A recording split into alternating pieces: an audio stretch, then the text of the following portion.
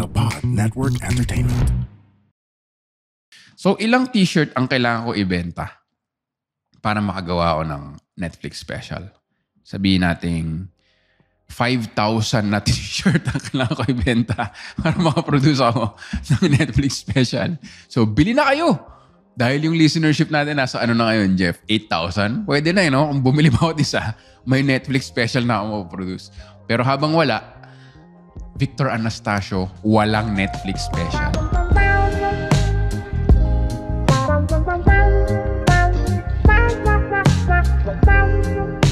Hello, one and all. Welcome to Intellectual Wall Podcast, produced and recorded here at the Pod Network. Ako si Victor Anastasio, isang stand-up comedian from Comedy Manila. At ito ang aking podcast, isang behind the scenes sa aking thoughts and prayers bilang stand-up comedian. At ito ang aking podcast. At nakikita nyo naman ang napaka-bangas kong t-shirt. Meron na tayong Intellectual Wall merch. At ang artist nito ay si Ogie, Auggie, Fontanilla. AVGGS sa Instagram. Matagal na akong fan ng artist na to. Kita nyo naman. Sinabi ko lang, kailangan may element ng IG. Kasi tattoo art eh. Tattoo artist siya. Marami siyang tattoo. Eh ako yung taong masyadong fickle yung mind feeling ko para magpatato. Alam mo yun? So sa t-shirt ko na lang dinaan.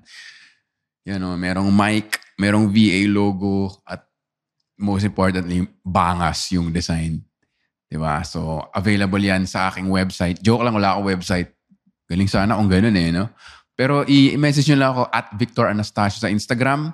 At syempre, may bago tayong Facebook group page. Ipapalagay ko na rin yung, so pwede na kayong sumali sa Telegram or Facebook. Pwede both. So message nyo lang ako doon kung gusto nyo umorder ng t-shirt para maangas na rin. Support Filipino. Miskin supplier ng t-shirt locally. So ilang beses ko nang hinandwash to at hindi pa rin siya nag-bebekon. Itong episode na to ay tungkol sa aking Alabang show last March 22. Matagal ko siyang prinomote dito rin sa podcast. At pinag-usapan rin namin ni James sa isang episode. Hindi ko alam kung yung episode ni James ay after this episode or before. Pero pinag-usapan ko at sabi ko sana makakalahati at awa ng comedy gods ay hindi. Parang ang capacity nun ay 500, Insular Theater Haribon.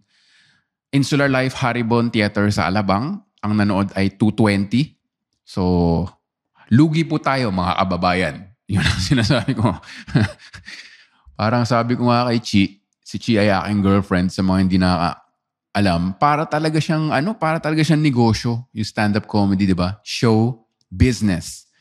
Kasi literal nagagawa ka ng show, pero isa rin siyang business. So magbabayad ka ng rent, magbabayad ka ng, at sa mga recent events at recent developments na palaki ng palaki ang aming mga show, tinatrato na rin namin siya as concert. Di ba? Sabi nga namin, may mga bouncer na at security guys. So nag-added security kami.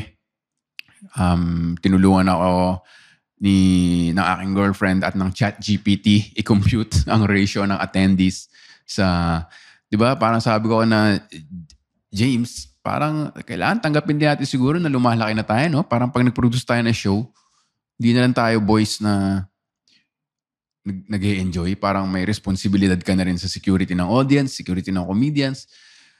So yan, nagde-develop ang aming production at tumaas ang cost at lalo ng, yun nga, hindi natin, no? Parang politiko ang putya. Di ba ganun yung mga politiko?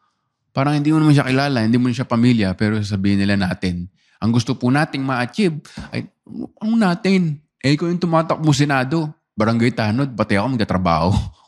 Ikaw. So yun, hindi ako umabot sa break-even at honestly, nakakawalang, hindi naman walang gana, no? Parang nakakatakot siya. Kasi una, lugi ka. Pangalawa, natakot ka na aalog-alog yung theater.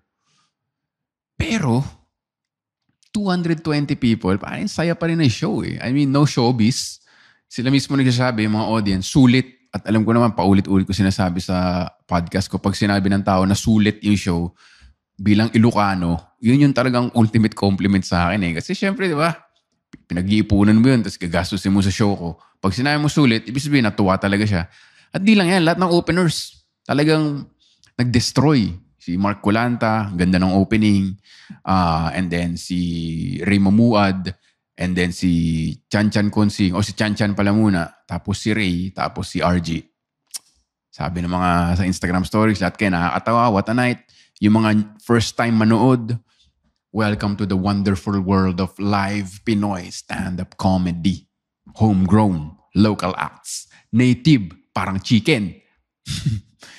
So yun, inisip ko nga, tutuloy ko pa ba Irwin Theater ko? 500, di ko na puno yung 1,100 pa kaya.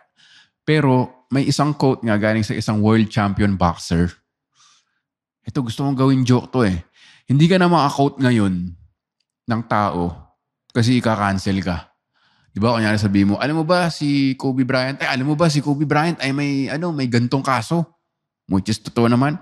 So parang ang hirap na eh. Alam mo yun? So sinasabi ko lang world champion boxer. Kaya na mag-isip ko sino. I-search nyo lang sa YouTube. Pero ang sabi niya, yung decision niya raw sa buhay, ganito yung pagbasa niya sa decision niya sa buhay. Ito bang tinatry kong i-attempt ay pag nag-fail ako, mahuhumiliate ako totally. Alam mo yun, talagang mapapahiya ako. Pag ang sagot dyan ay yes, game. Worthy pursuit yan. So yun ang gagawin ko sa Irwin Theater sa Ateneo, Loyola Heights, Quezon City. Kasi nilista ko habang nagwo-walking, yan ang bagong thing eh. Di ba? Walking. Nagwo-walking ako, bakit kaya ako hindi nakapuno? Number one, location. Di ba sa real estate, location. And again, thank comedy gods para sa aking girlfriend. Mas bata kasi siya sa akin, so mas techie. Tinignan niyo yung Instagram followers ko. Parang 12% lang yan nasa sukat para niya kay Alabang area. So parang location nga. Location.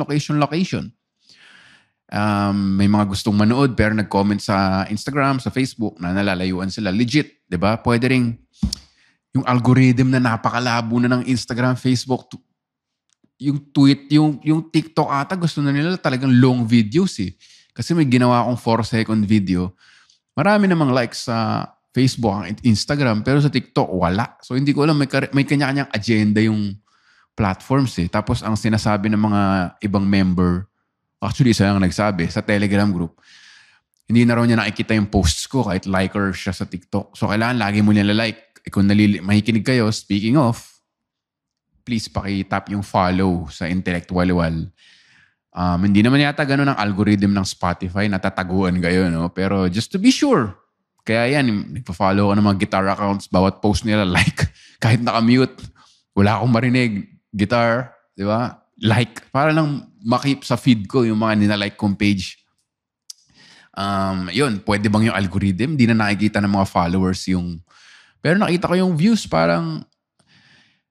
Diba, yung mga sinasabi ng tao, grabe, nagpa-post ka lang ng ganyan para sumikat. Hindi, para sa shows. Para ma-disseminate. Disseminate ba o inseminate? Disseminate. Para ma-disseminate yung information na meron ako live show. Yun naman ang purpose ng pag-post ko online. So, kailangan mo talagang tingnan yung numbers. Parang ang business. Ano ba yung awareness? Ano ba yung reach? Parang andun pa rin naman. So, hindi ko alam kung reach ba yun. O alam mo yun, yung ticket price ba? Dahil...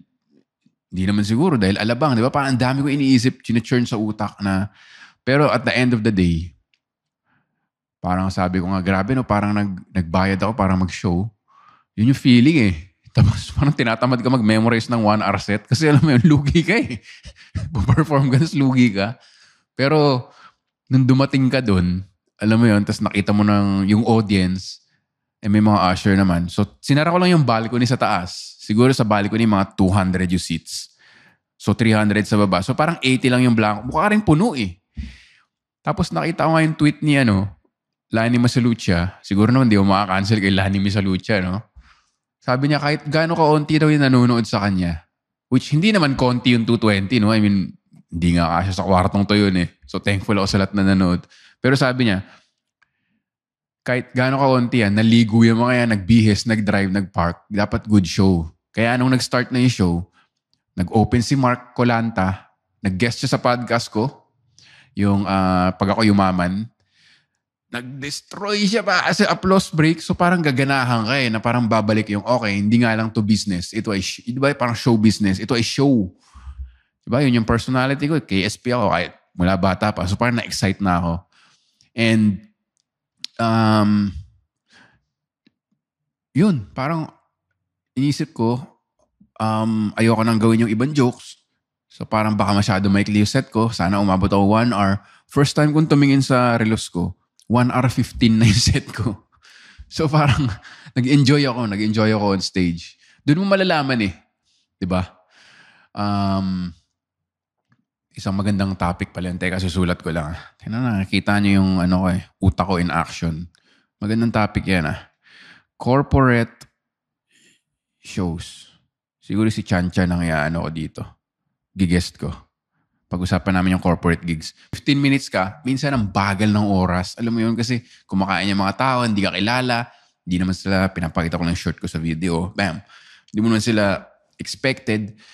So ang bagal ng 15 minutes. Pero this case, parang nung nawala na yung napagpag ko na yung kaba, kasi kahit ano special, may kabayan sa umpisa kahit matagal na ako nag-stand up. Parang nahanap ko na yung groove and hindi naman bumibitaw yung audience. May mga joke na, alam mo yun, steady lang. Tapos pag may malakas, tatawa sila na malakas. Sabi nga ni GB, yung stand-up, para siyang nagsiswimming. Tapos pag walang tumatawa, nalulunod ka. Yung ulo mo na sa ilalim ng tubig. So pag isang joke, okay lang Hindi ka makahinga. Tapos pag next joke mo, makahinga uli. Pero pagka mga 3 jokes na, hindi gumagana, parang hindi ka na makahinga Papawisan ka na. Hanggang sa umahon ka uli na may tumatawa na makakahinga ka uli. So, 1 hour 20 minutes yung nagawa akong set na 1 hour special lang dapat. At gino-joke ko nga na sa poster, wala namang 1 hour na nakasulat sa alabang no? Baka pwede na yung 45. Pero dahil nga nag-enjoy ako. Ang saya rin ng crowd and yun nga. Sinasabi namin na tough time to para sa comedians. Pero nag-show up pa rin sila. At even yung crowd, parang andun pa rin sila live, nag-support. So yun ang aking alabang show. Grabe, ibang klase kasi yung alabang. Yun yung absolute mega best ko. Observation din ni Chi. Para may objective observer. Parang isa yun sa pinakamalakas. Yung alabang.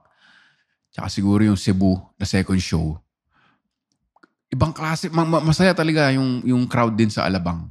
No? Laging game. Alam mo yun, game sa pen shop, jokes. Gino-joke ko nga sila na hindi naman talaga sila taga-alabang. Taga-bikutan lang sila. No offense, alam mo yun, pag hindi nyo na-gets, wala kasi kayo dun. Alam mo yun? Ang hirap, ang hirap pag wala ka dun sa comedy context. Pero yun ang alabang show and then, baka nga location. So, na-excite na ako ngayon sa Irwin Theater show sa QC kasi parang siya, in a way, homecoming. Parang dumayo ako sa alabang. At lahat ng shows namin, may podcast episode din ako na Absolute Mega Gutom na hindi naman kami yung big stars na ng Comedy Manila na show niyo yan, sikat na. Pag pumunta kaming Baguio, Cebu, hindi rin sold out yun. Minsan kalahati lang, minsan less than half. So parang yung struggle talaga sa stand-up comedian. Constant siya Hindi ko minamaliit yung ginagawa ng mga banda, of course. Pero pwede kang mabuhay sa 5 songs na iconic alam mo yun? Diba? Pag kilala ka, magwawala na sila Pag comedian ka, parang kailangan may bago ka lagi. Alam mo yun? Sulat ka ng sulat, isip ka ng isip. Adjust ka ng adjust kasi offensive na to. Diba? Outdated na to. Oh, may gumaya na ng joke mo. Hindi mo alam, naging commercial na or something. Diba? Ginagaya na ng mga vlogger. Diba? Kumalat na. Gagawa ka na naman ng bago kasi pag hindi ka gumawa ng bago, ikaw pa yung papagbintang ng opya. Diba? Mahirap. It's tough. It's a tough life, guys. It's a tough life. Diba? Mas mahirap pa yung ginagawa namin kaysa sa mga nagdi-diffuse ng bomba sa Iraq. Hindi, joke lang. Pero yun. Excited ako sa Irwin Theater at excited ako sa naisip kong concept. Victor Anastasio, walang Netflix special. Boom! Ang ganda, di ba? Kasi pucha, yung Cool Pals yata, mag-shoot na lang, di ba? Parang may plano na sila Tapos si Red, na ano na rin, di ba? Si Alex Calia, meron na rin. Hindi ko alam ang plano ng Cool Pals, pero maraming pera yung mga yun I mean, marami sila di ba? So, pupul ng pera yung mga, so, parang ako, t-shirt na nga lang binibenta ko. Kaya bumili ka ng t-shirt. Pag nakabenta ako ng ilang t-shirt ba kailangan ako mabenta? I-compute nga natin. Yung magandang Netflix special yung bongga. And speaking of bongga, Let There Be Light, pare, sabi nila. Tulad nito, di ba? Yung light sa likod na ginawa ni Jeff, nakakaganda siya eh. Kapag wala to, mukha lang akong taong nagsasalita. Alam mo yun? Yung lights talaga, malaking bagay yan. Kaya malaking pasalamat ko sa Tunog at Liwanag sa Teatro, Inc. Kung performer rin kayo katulad ko, hindi ko nga alam kung nagwe-weddings sila eh. Hindi ko alam. Itanong nyo sila kung meron kayong company events, let's say sales rally, Christmas party, birthday ng boss nyo, may teatro kayong ginagawa, meron kayong sariling comedy act, meron kayong banda, Tunog at Liwanag sa Teatro Inc. Yung parang Batman sign ko na VA na laging nandun sa show at pag ini-intro, yung parang bongga talaga. Sabi ko nga, iba talaga. Yung show nagiging capital S, capital H, capital O, capital W kapag involved yung Tunog at Liwanag sa Teatro Inc. Kasi hindi mo babayaran yan eh. Di ba sa sine may cinematography? Sa mga bahay merong mood lighting versus big lights. Di ba may lamp doon. Ibang klase talaga lights. So, highly recommended 100%. Search nyo sa Facebook, Tunog at Liwanag sa Teatro Inc. At syempre, fuel for comedy namin, Pasta Game. Meron silang chicharones. Nagdala na yun eh, si Pasta Game. Diba? Yun yung hindi nakakain si James. Siya pa naman yung guest. Favorite din ni James yun, chicharones yung tawag. Para siyang quesadilla, pero parang crispy pork na sa loob. Oh my God! May lasagna, tomato-based. Lasagna, tsaka tomato garlic pasta. Tapos, sinasabi ko pa lang, naglalaway na ako eh. Carbonara, Pasta Game. At pasta.game. Sa Facebook naman, The Pasta Game Experience. Nag-sponsor na yan din dito sa podcast at yun ang kinain namin backstage. Carbs for the laughs. Hindi maganda yung tagline ko, no? Mas maganda. Pasta. Di ba? Basta, hindi ko alam kung anong tagline. Pasta Game. Salamat ulit. Shout out. So, ilang t-shirt ang kailangan ko ibenta para makagawa ko ng Netflix special? Sabihin nating 5,000 na t-shirt ang kailangan ko ibenta para makaproduce ako ng Netflix special. So, bili na kayo! Dahil yung listenership natin nasa ano na ngayon, Jeff? 8,000? Pwede na no? Kung bumili ba ako isa, may Netflix special na ako maproduce. Pero habang wala, Victor Anastasio, walang Netflix special. Tapos nag-churn na yung utak ni Chi, di ba? Yung aking girlfriend na nagde-design ng posters ko. Parang dami na niya naisip na parang ad materials na. Kasi sa Absolute Mega Best, parang ako yung laging lagger no? Ako yung laging late bloomer. Siguro sa podcast na ako nauna. Nauna ako sa podcast. Pero pag puno ng music museum, nauna si Red, si James, si GB, tapos ako na lang yung hindi. So ginawa ko yun, di ba? Napuno naman. Tapos siyempre, yung kay Red, Netflix original yan. Yung Netflix niya, yun ang difference ni Red. Kasi yung Netflix original, yung sa kanya, siya lang yung may tudum, tudum, yung may Netflix logo. Siya lang ang na-produce nun. No? All the rest to follow, hindi natin alam. Pero so far, yun. So, si Red, tapos si Alex, tapos hindi natin alam kung susunod, di ba? Sana. Sa lakas ba naman ng following ng Cool Pals or hindi ko alam eh. Wini-wish ko talaga para sa kanila kasi sabi nga ni Red, dapat nauna si GB, dapat nauna si James. Di ba? Eh ako na lang yung wala. So parang ipe-play up natin yun. Kumbaga PT marketing. Parang wala akong Netflix special, nood ko yung live show ko. Tapos yung poster ko umiiyak, may sumasabog sa likod. Na hindi ko pa alam. Pero yun, Victor Anastasio, walang Netflix special. Iniisip ko nga magne-Netflix special pa ba ako kasi realistically, sino yung market ng mga jokes ko, di ba? Kung nanood na kayo live, hindi naman siya Coca-Cola eh. Parang SARSI siya eh. Alam mo yun? Or dapat binabayaran ako ng mga kumpanyang to eh, no? Or Fanta. Alam mo yung mga niche, yung mga root beer. Alam mo yun? Parang ganun yung yung comedy ko eh. So, baka manood, eh, kayo rin. Or mga friends nyo na gustong manood pero ayaw. Tapos pag nakita sa Netflix, ibabash sa Reddit. Alam mo yun? Hindi ko alam Pero, bumili kayo ng 5,500 na t-shirt, may pang-produce na ako. Pero so far yun, Victor Anastasio, walang Netflix special. Nagkukumahog na yung utak ko ngayon para makakamap ng... Kasi ang dali naman makakamap ng new jokes. Ang mahirap, yung new jokes na boom! Alam mo yun? Parang The Beatles ng set ko yung Wigo eh. Alam mo yun? Boom! Yun yung The Beatles eh. Pwede ka naman tumugtog, pero The Beatles ka ba? So yun yung ginagawa ko sa mga jokes ko eh, na parang ano ba yung pwedeng malakas na, alam mo yun, talagang killer joke.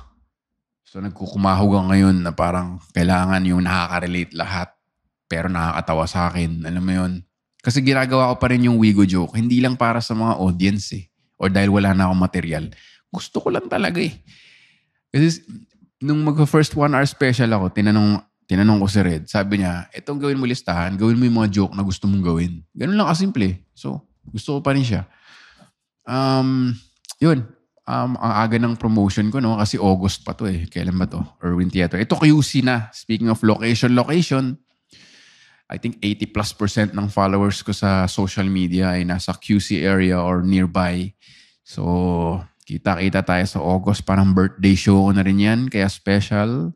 August 16. And same din sa Arete last year. Kahit hindi ka taga-Ateneo or alumni, hindi naman kailangan. Open to the public yan.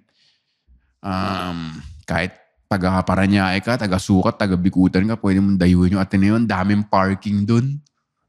Ang daliring ipin sa Grab. So yun, na-excite lang akong i-promote uli yung Erwin kasi torture talaga eh. At magpa-public thank you ako sa girlfriend ko dahil siya ang nakikinig sa aking whining all the time. Wala pa akong ticket. So, wala na ba akong karir? Wala na ba akong karir? Magla-live selling na ba ako? I-live selling ko kaya itong t-shirt ko sa TikTok, no? Kaso di ba? Pwede rin eh. Hindi natin alam. Pero yun, no? Tapos parang, yun na siya ang naging emotional support. So, para naman may pang-date kami, guys. Bili kayo ng t-shirt ko. Ma-thank you ko naman siya. Pero yun nga, excited na ako sa Erwin kasi napag-usapan namin ni James sa episode na na-record namin. Iba talaga yung theater show eh. Na iba kaming personality. Yung iba gusto bar show. Ako sa theater show, kahit torture siya, yung titignan mo sa tickettome.net, 75 sold. 75 sold. 500 yung seats. Papanik ka talaga. Pero, I guess yun yung thrill. I guess yun yung shopping dog in me eh. Alam mo yun? Pag wala akong binibenta, parang wala akong... Hindi ako mapakali. Pag wala akong show na binibenta. Speaking of show na binibenta, meron akong isang small show. Feeling ko mabilis lang ma-sold out. Dahil in conjunction siya, in cooperation with Linya Linya. So ipapost ko lang yan sa Telegram group at Facebook group. Once again, kung gusto niyo sumali doon, ang link ay nasa description ng episode na to. So, sabi nga kay Ali, salamat sa invite. Lagi akong theater shows, naka-pressure. Ito naman, yung just to remind, kasi kami ni Alice Anggalang, we go way back. Lagi kong gino-joke yan. Grabe, sabay tayo nag-come up in life. Alam niyo naman, sa linya-linya show, gano'n kayo mag-uusap, di ba? Kasi na nagsisimula pa lang siya, sa yabang Pinoy pa lang yung advocacy niya. Gano'n na siya talaga, very nationalistic. Hanggang siya ngayon, di ba? Parang naging...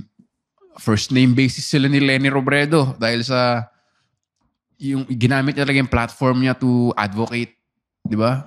So, ganun siya ever since. Tsaka witty siya hanggang ngayon. Tapos ngayon, di ba, may billboard na sila, legit company na sila, corporation na sila na malaki. Parang ilan ba employees nila? Basta hundreds na. And ako naman, tinan mo, hundreds din. Yung hindi dumalo sa Alabang. Hindi, pero di ba, nakakapuno ka na ng theaters or kahit kalahati, putya, malaking bagay na yun dati. Sobrang thankful pa rin ako, showbiz aside. Yun talaga yung gusto kong gawin eh. Alam mo yun? Ang daming nagwa-wedding hosting ngayon. Pinapasa ko sa GMA tapos hayaan mo mataas presyo, sabi ko. Kasi parang kailangan mataas na presyo ng wedding hosting para mapunta ako dun eh. Pero kahit libre yung open mic, pinupuntahan ko pa rin. Tapos kung walang new joke, bad trip. Kung may new joke na gumana, parang saya lang eh. So yun, of course, ina-advertise ko naman lagi na yung mga jokes ko na gusto kong uulitin ko pa rin si Erwin dahil masaya pa rin naman, tumatawa pa rin yung mga tao. And you never know, yung mga nanood dati sa Arete, may mga bagong kasama or gusto nilang marinig ulit. Pero hindi ko pa rin bibitawan yan para wala lang gulatan. Nag-uulit siya ng joke. Gusto ko pa rin eh. Di ba? Hindi naman ganun kadali gumawa ng... Pero, nag-iisip nga ako ng new material ngayon para naman at least like 30-40% bago. Speaking of bago, mag-iya kayo ng mga kaibigan nyo, relatives, friends, enemies. Masaya to. Grabe.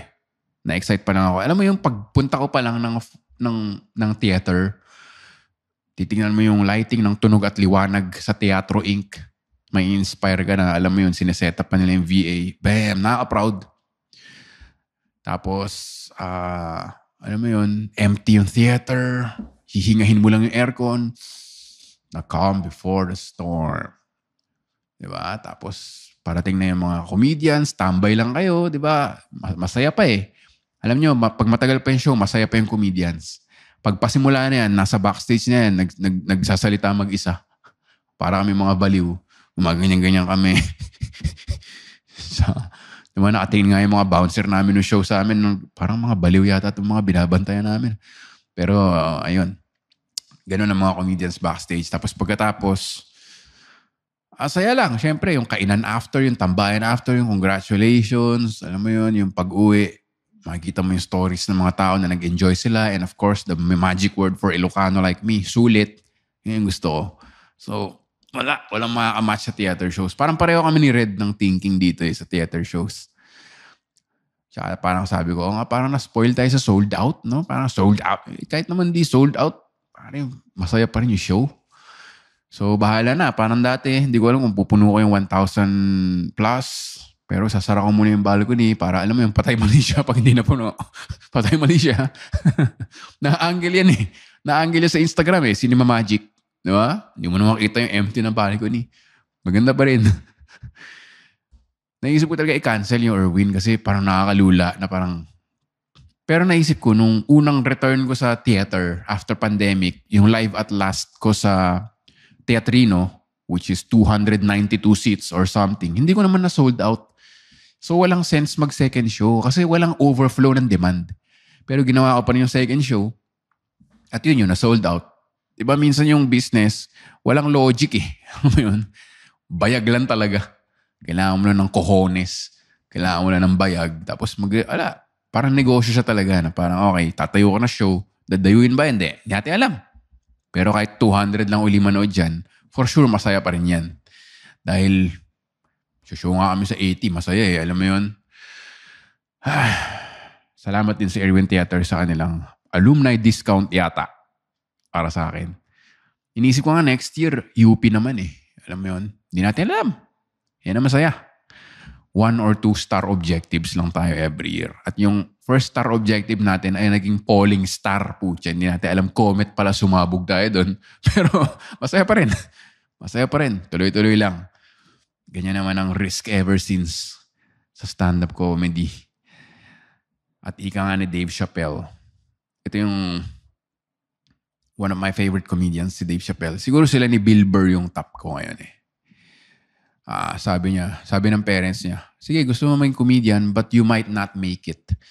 Tapos sabi ni Dave Chappelle, depende yan sa definition mo of making it. Kasi yung parents niya, educators. Sabi niya, if I can make a teacher's salary doing comedy, then I've made it. Parang na-perspective ako dun pa lang sa simula ng quote-unquote career ko birang comedy na parang, nga no. Okay na, like kinita ko lang this year 5.2 million a month. Okay na yun. Ano ba naman yun? 5.2 million a month. Pwede nang i-budget yun. Yun lang, maraming salamat. Ito ang aking post-show analysis ng Alabang. Siguro i-move down ko to dahil marami akong bangkong episodes. Or baka hindi, baka marinig nyo to 20. Bahala na. Diba?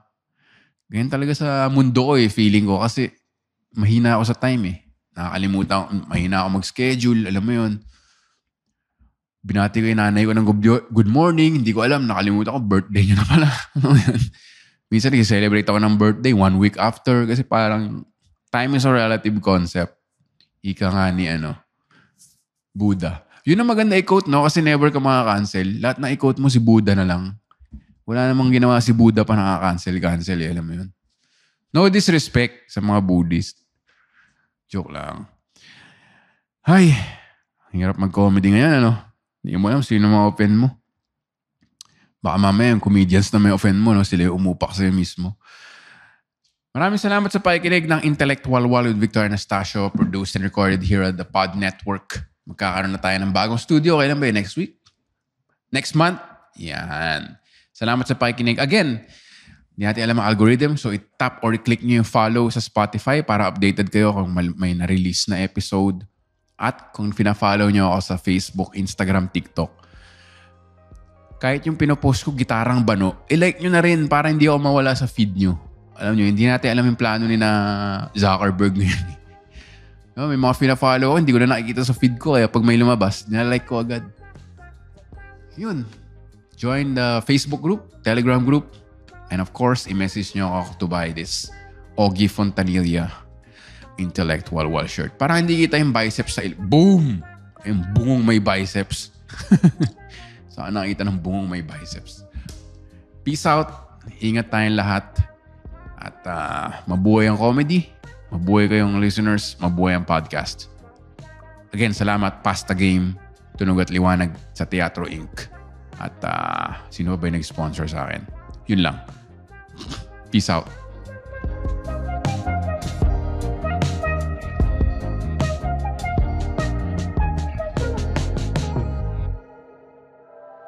The opinions of podcast creators, hosts, and guests are not necessarily reflective of the official stance of the Pod Network Entertainment, its hosts, or other network programs. The content created by the people behind the podcast is personal and not meant to harm any religion, ethnicity, group, organization, company, or individual.